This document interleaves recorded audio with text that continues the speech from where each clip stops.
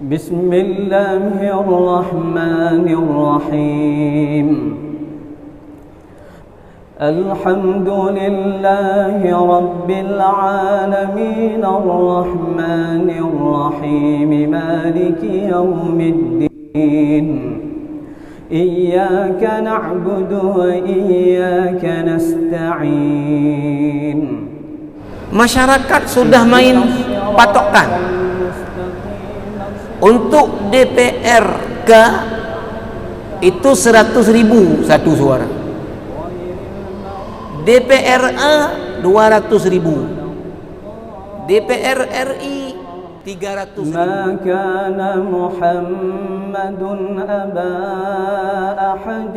بسم الله الرحمن الرحيم. السلام عليكم ورحمة الله وبركاته.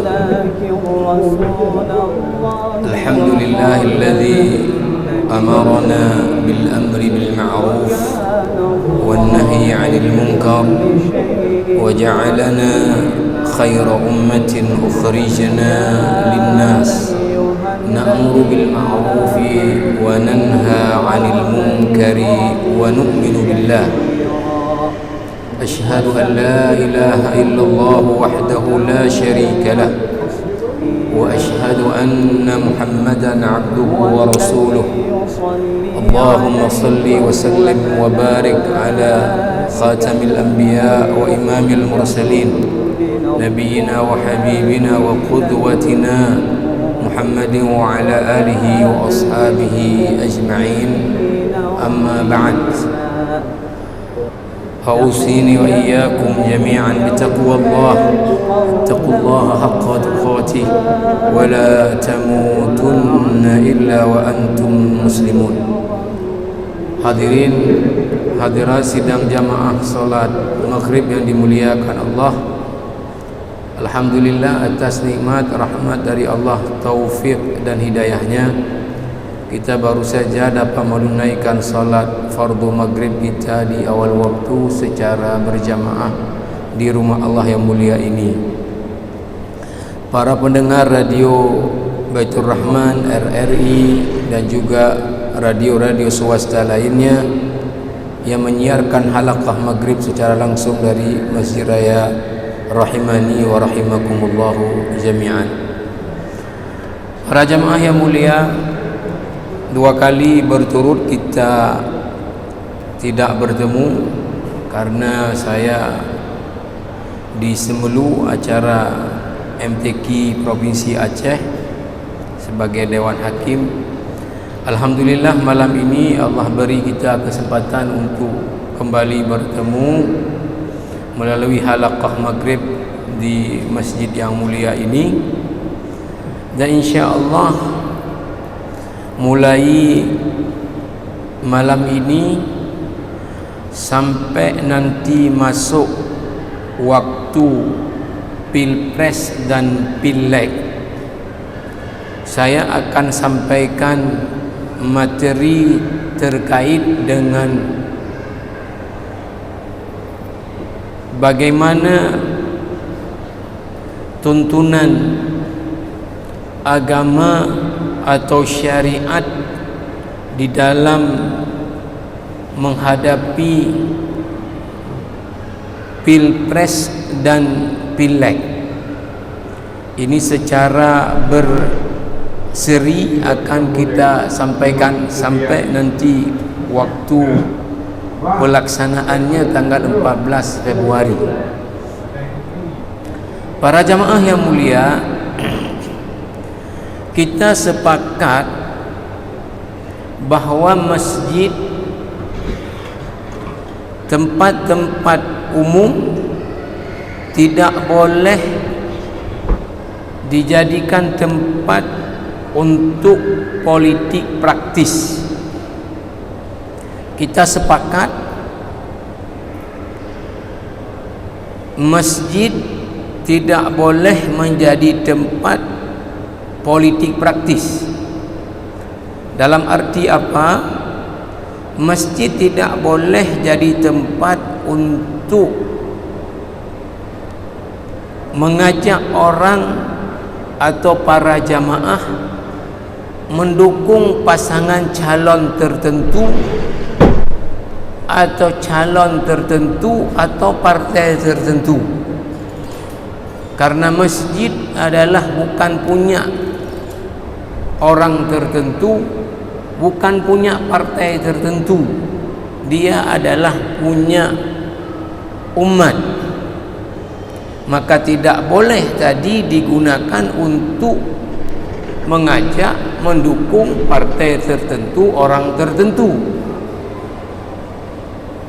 Tentu ini sesuatu yang harus kita sepakati, karena masjid seyogyanya berfungsi tempat untuk menyatukan umat. Maka dengan mengajak orang memilih pasangan tertentu atau partai tertentu atau orang tertentu, ya, maka kita tentu telah memecah belah dari dalam umat. Dan lagi-lagi tadi, orang yang salat di masjid itu dari latar belakang berbagai partai, maka tidak tepat kalau kemudian fasilitas-fasilitas publik umum itu digunakan untuk politik praktis. Tetapi jamaah rahimakumullah, Menko Polhukam Bapak Mahfud MD sebelum mencalonkan diri jadi Wapres, dalam kapasitasnya sebagai Menko Polhukam, beliau menyatakan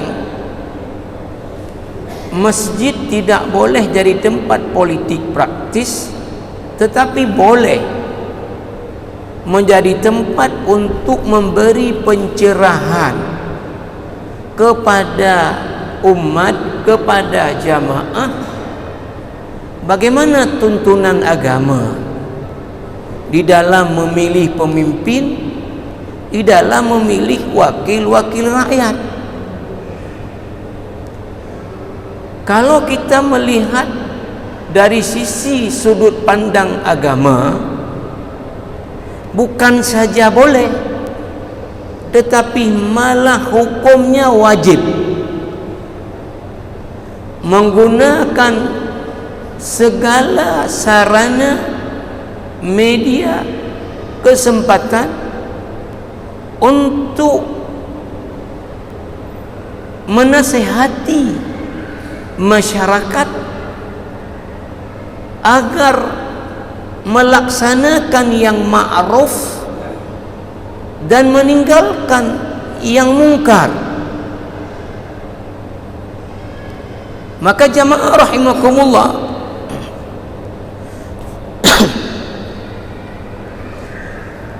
apa yang ingin kita sampaikan mulai malam ini sampai kepada waktu Pilpres dan Pileg nanti, ini adalah nasihat kepada masyarakat agar dapat melaksanakan yang ma'ruf dan meninggalkan yang mungkar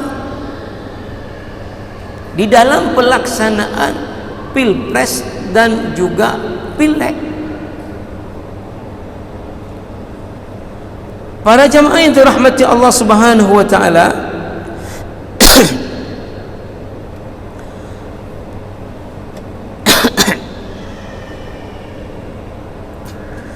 para ulama, ini yang akan kita bahas lebih rinci malam ini, tapi saya beri dulu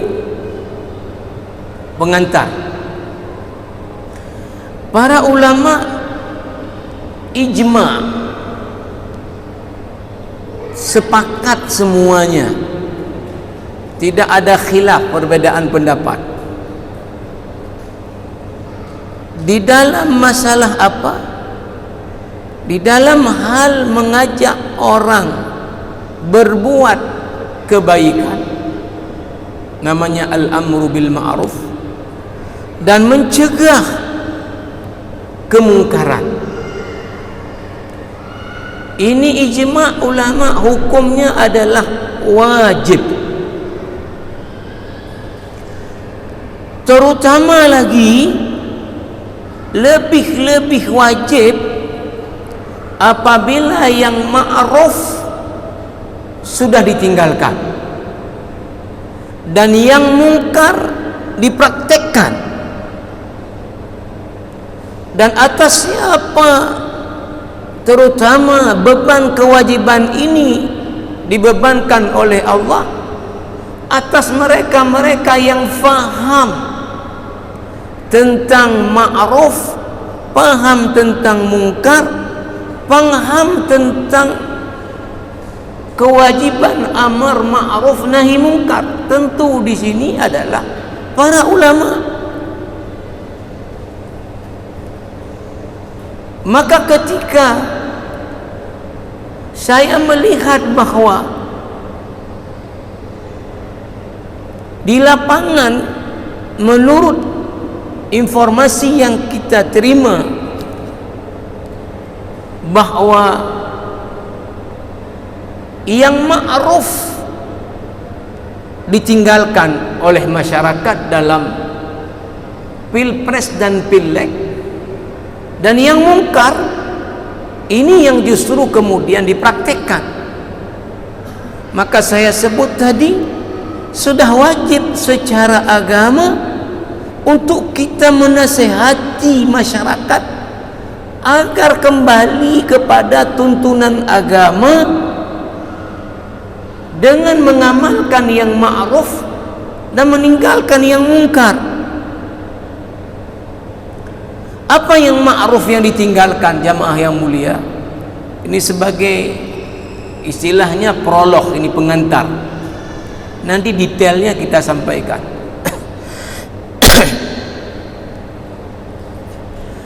Bahwa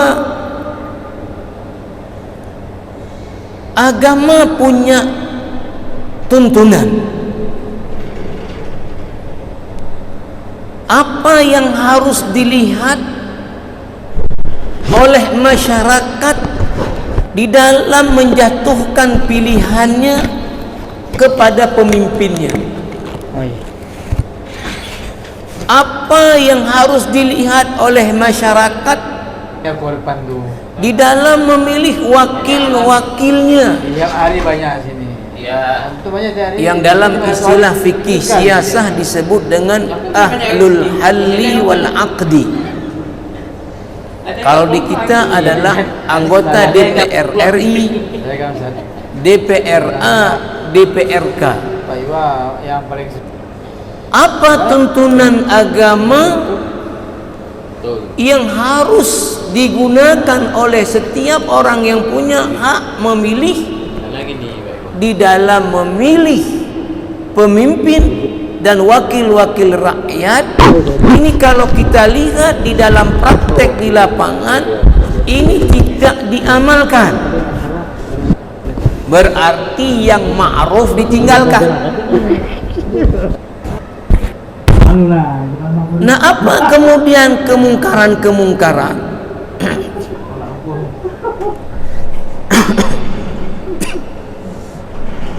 Para jamaah yang mulia, kita mendengar informasi di lapangan. Mudah-mudahan dengan nasihat yang kita sampaikan ini kemudian berubah, tidak menjadi kenyataan, bahwa telah terjadi di pemilu-pemilu yang lalu, dan diperkirakan ini juga akan lebih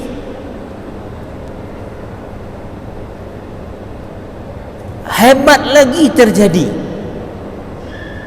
di pileg pilpres ke depan ini. Apa dia? Praktek sogok menyogok yang disebut dengan bahasa money politik atau bahasa Indonesia politik uang.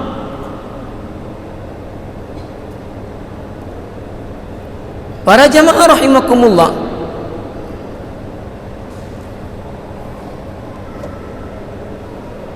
ini yang kita dengar dari informasi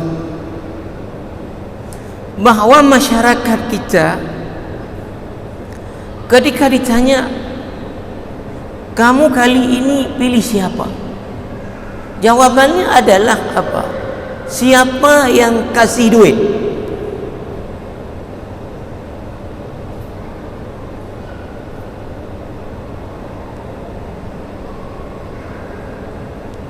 Sehingga apa yang terjadi? Ini hasil yang sudah lalu. Umpama kalau kita tanya untuk membandingkan, misalnya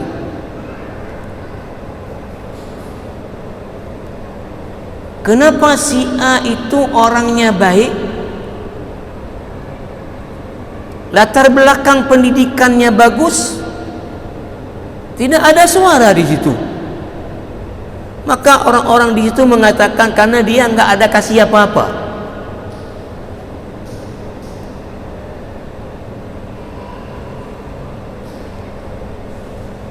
Bahkan kemarin saya dengar seseorang sampaikan ke saya yang tinggal di kota Banda Aceh ini, pulang ke kampungnya. Lalu beliau menyampaikan ke saya, di kampung apa sekarang ini masyarakat sudah main patokan. Untuk DPRK itu 100.000 satu suara, DPRA 200.000, DPR RI 300.000. Jadi masyarakat akan pilih siapa tadi? Siapa yang mau kasih 100.000? Siapa yang mau kasih 200.000? Siapa yang mau kasih 300.000?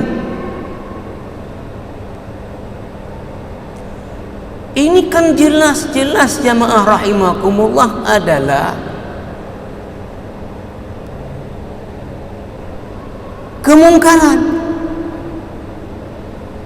Karena apa? Ini kategorinya adalah riswah, sogok menyogok. Maka di dalam fatwa lembaga fatwa kerajaan Saudi Arabia, seperti yang dikutip oleh Dr. Erwandi Tarmizi dalam bukunya Harta Haram Muamalah Kontemporer,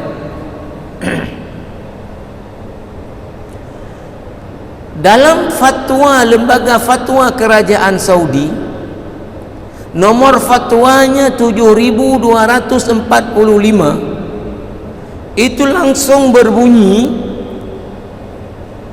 perbuatan seorang calon legislatif memberikan sebahagian hartanya kepada masyarakat dengan tujuan agar mereka memilihnya adalah termasuk kategori riswah. Dalam bahasa Arab, bahasa kita, sogok menyogok, dan hukumnya haram.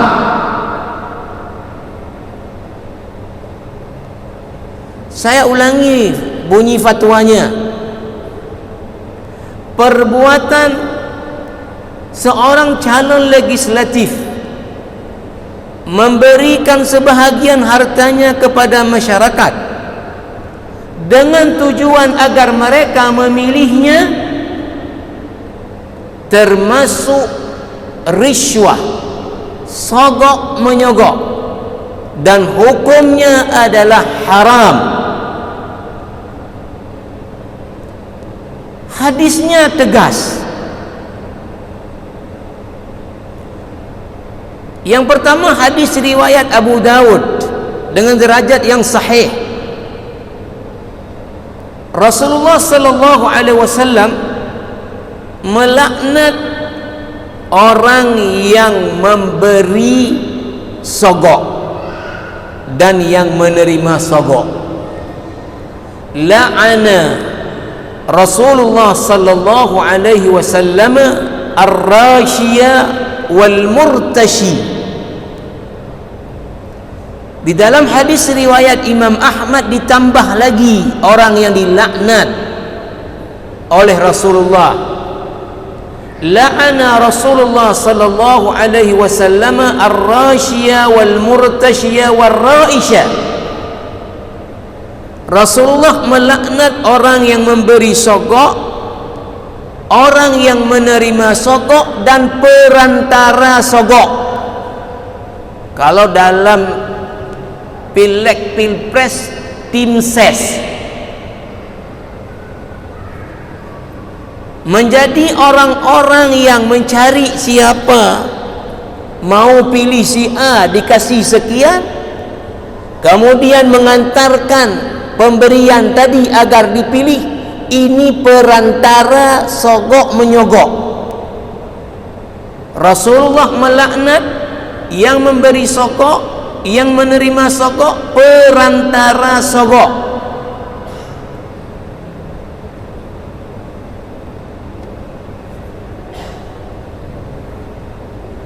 Saya tanya ke beberapa orang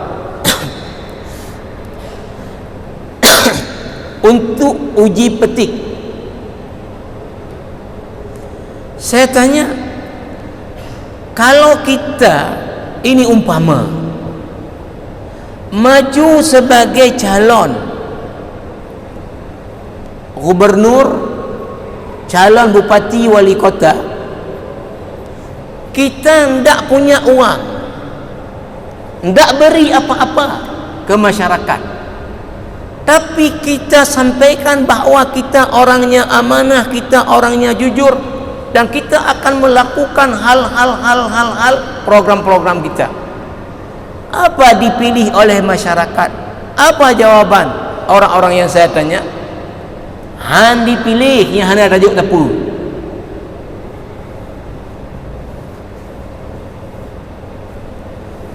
Masyarakat ketika seseorang datang sebagai calon ingin menyampaikan program-program yang akan dia lakukan, masyarakat mengatakan apa? Bela begah apa kena peng nak buat.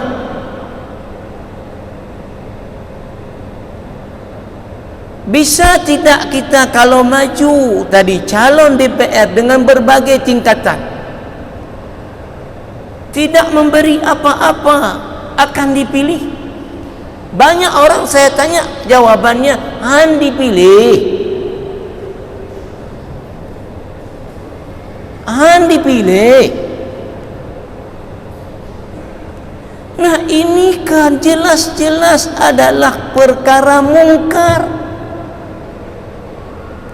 Yang ma'ruf sudah ditinggalkan, yang mungkar dipraktekkan. Maka secara agama wajib hukumnya untuk kita nasihati masyarakat untuk kembali kepada ajaran agama di dalam momentum pilpres dan pileg.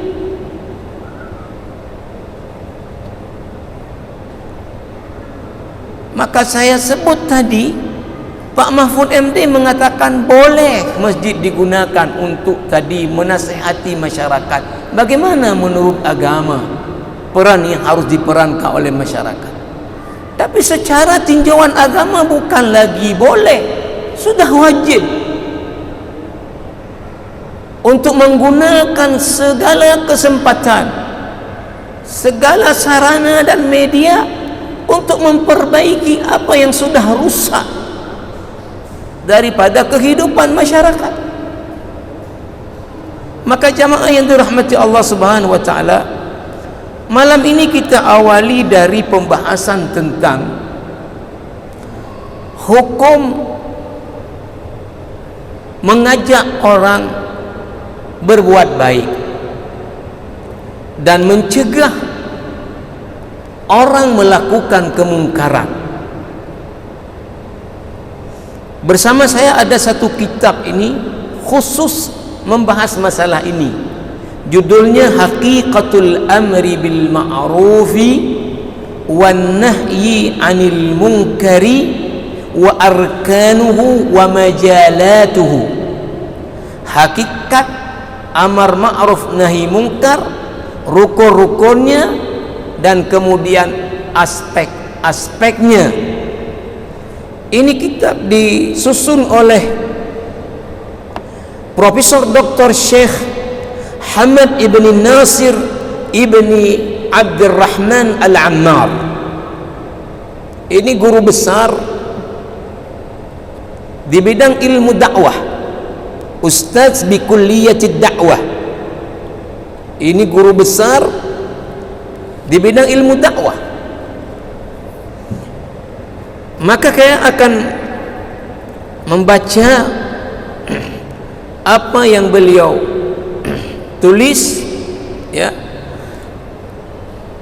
khusus di bab hukum mengajak orang buat yang baik, melarang orang buat yang mungkar menurut syariat Islam. Pertama, tentu kita awali dulu apa yang dimaksud dengan yang ma'ruf. Beliau menulis di kitab ini, wa fil istilahi, secara definisi istilah, al-ma'ruf huwa kullu ma ya'rifuhu asy-syar'u wa ya'muru bihi wa yamdahuhu wa yuthni 'ala ahlihi. Ma'ruf adalah segala sesuatu yang diakui oleh syariat adalah kebaikan, dan syariat memerintahkan kita untuk melakukannya dan memuji orang yang melakukan perkara tersebut. Ini adalah ma'ruf. Jadi ma'ruf adalah sesuatu yang menurut syariat adalah baik dan diperintahkan kita untuk melakukannya, baik nanti perintahnya bersifat wajib atau perintahnya bersifat sunnat. Yang kedua, apa itu mungkar? Beliau menulis dalam kitabnya ini, wa fil istilahi al-munkaru huwa kullu ma yunkiruhu asy-syar'u wa yanha anhu wa yadhummuhu wa yadhummu ahlahu. Mungkar adalah segala sesuatu yang diingkari oleh syariat, dan syariat melarang untuk melakukannya dan mencela perbuatan itu dan mencela orang yang melakukan hal itu. Nanti kita akan sampaikan bagaimana yang ma'ruf yang harus dilakukan ketika pilpres pileg. Dan tadi kita sudah sebut praktek mungkar di dalam proses pilpres dan pileg. Jamaah rahimakumullah, sekarang kita masuk kepada pembahasan hukmul amri bil ma'rufi wan nahyi 'anil munkar. Apa hukum tadi mengajak orang untuk melakukan sesuatu yang menurut syariat adalah kebaikan? Apa hukum melarang orang melakukan sesuatu yang menurut syariat adalah kemungkaran atau yang dilarang oleh syariat? Beliau menulis, qala Ibnu Hazmin rahimahullahu ta'ala, ittafaqatil ummatu kulluha ala wujubil amri bil ma'rufi wan nahyi 'anil munkari bila khilafin min ahadin minha. Imam Ibn Hazmin ini ulama besar,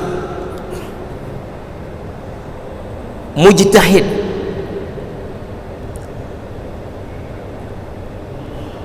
Beliau mengatakan apa? Ittafaqatil ummatu kulluha, semua umat Islam sepakat bahawa hukum amar ma'ruf nahi munkar ala wujubil amri bil ma'rufi wan nahyi 'anil munkar. Sepakat semua umat Islam, tentunya ini ulamanya yang faham bahawa hukum amar ma'ruf nahi munkar adalah wajib, bila khilafin min ahadin minha, tanpa ada perbedaan pendapat dari satu ulama pun. Tak ada ulama satu pun yang mengatakan sunnat.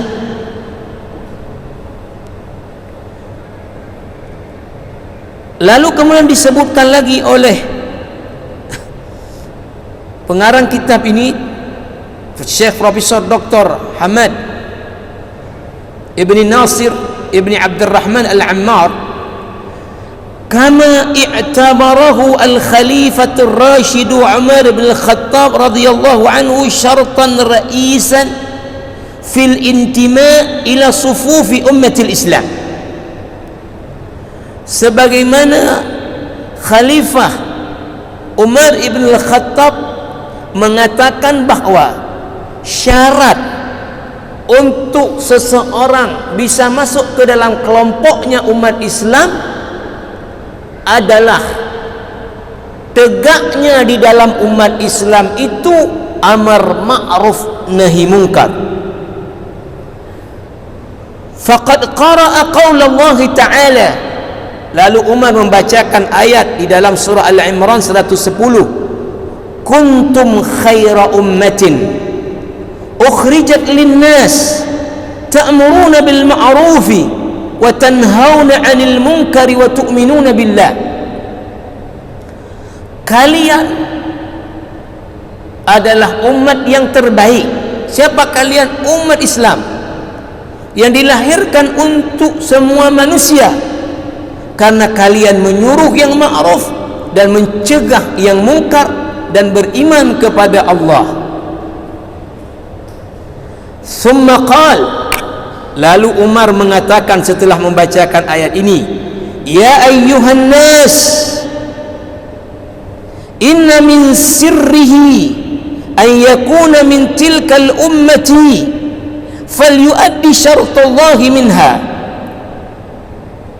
Kalau mau jadi bahagian daripada umat Islam, maka mesti, kata Umar, menunaikan syarat untuk jadi umat Islam. Apa?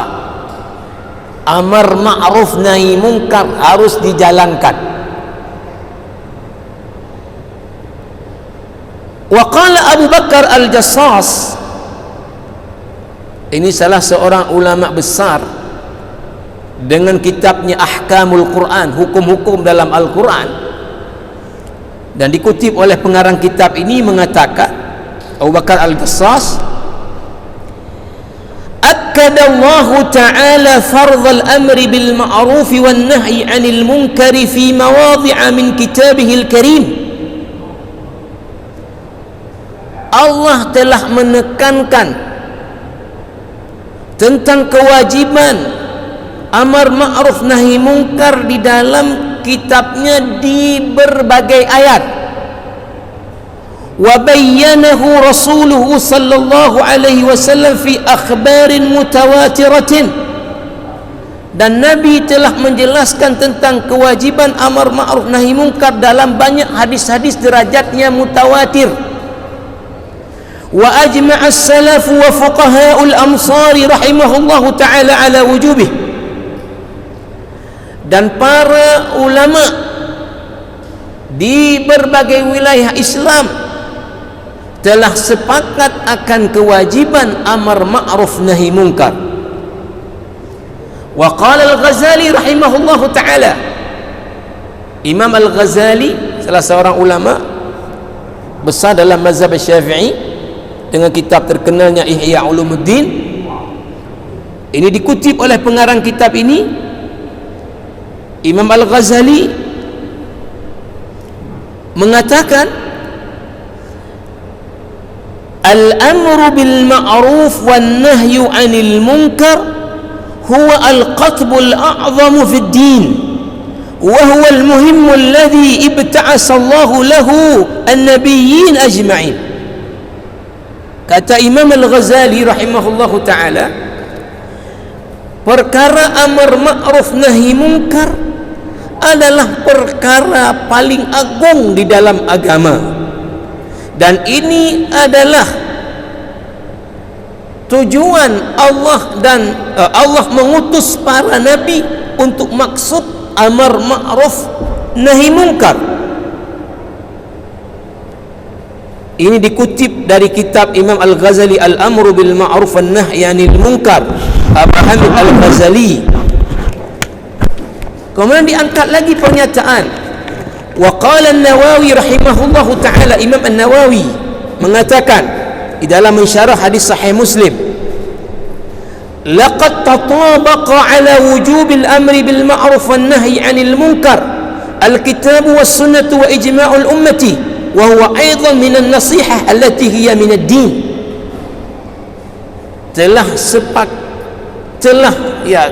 Terdapat kewajiban amar ma'ruf nahi munkar dalam Al-Quran, dalam hadis, dan ini menjadi ijma' para ulama, dan ini bahagian daripada nasihat yang diwajibkan di dalam agama. Para jamaah rahimakumullah, insyaallah nanti kita akan sambung pembahasan ini pada kesempatan yang akan datang, karena waktu kita yang terbatas. Seperti yang saya janjikan, insyaallah sampai kepada waktunya Pilpres nanti, materi kita akan berhubungan dengan tadi nasihat kepada masyarakat kita yang punya hak suara untuk memilih pemimpin dan wakil-wakilnya. Subhanakallah bihamdika asyhadu an la ilaha illa anta astaghfiruka wa atubu ilaik. Assalamualaikum warahmatullahi wabarakatuh. A'udzu billahi minasyaitonir rajim. Bismillahirrahmanirrahim. Alhamdulillahi rabbil alamin hamdan yuwafi ni'amahu wa yukammilu. Ya Rabbana lakal hamdu kama yanbaghi li jalali wajhikal karim wa 'azimi sultanik. Allahumma salli ala sayyidina Muhammadin wa ala alihi wa sahbihi ajma'in. Allahumma a'inna ala dhikrika wa syukrika wa husni ibadatik. Allahumma ighfir lana dhunubana wa liwalidina warhamhum kama rabbawna shighara, wa li jami'il muslimina wal muslimat wal mu'minina wal mu'minat al ahya'i minhum wal amwat برحمتك يا أرحم الراحمين. ربنا آتنا في الدنيا حسنة وفي الآخرة حسنة وقنا عذاب النار. وصلى الله على سيدنا محمد وعلى آله وصحبه